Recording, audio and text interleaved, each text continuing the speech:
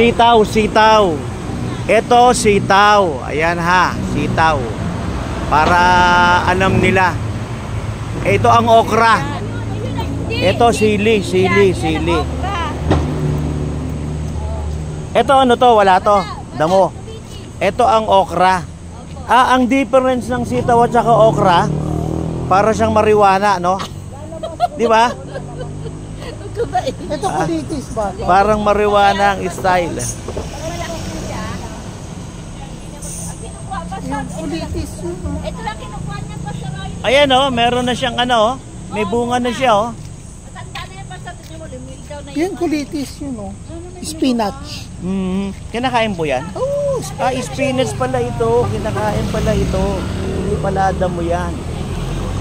Magkano kilo nito? Magkano kilo? Ay, hindi mo alam sa mga tansya mo, sa mga panahon ngayon. Kasi bundle-bundle po siya. Nakatali-tali po siya. Okay. Bundle-bundle siya. Maas po siya na 200 na higit.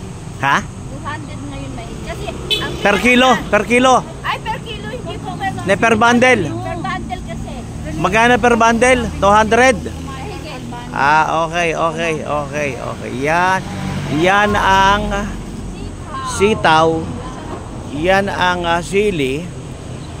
Iyon ang spinach. At yun ang okra. Okay? Mga bata nangunguha ng aratilis, oh.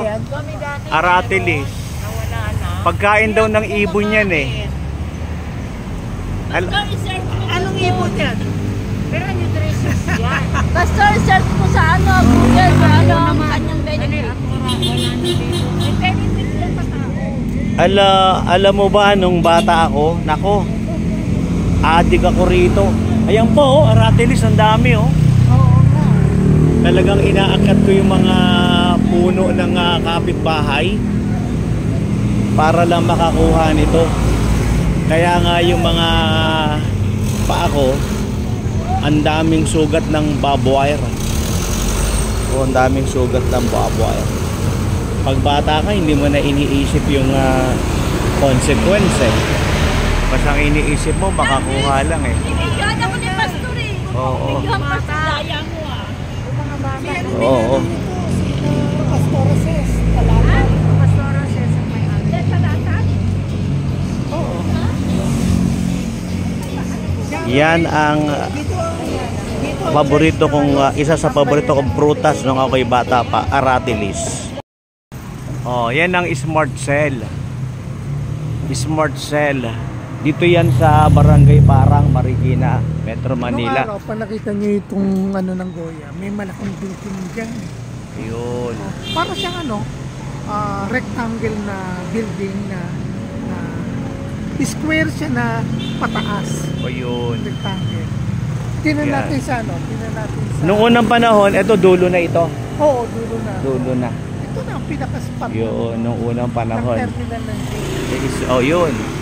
Eh ngayon, ano na no, ang laki na ng development ng Marikina. Ay, ang laki na. Para kami Grabe. Para kami nasa Ibang gitna klase. na lang eh. Oo. Kasi umaabot na hanggang... Oo.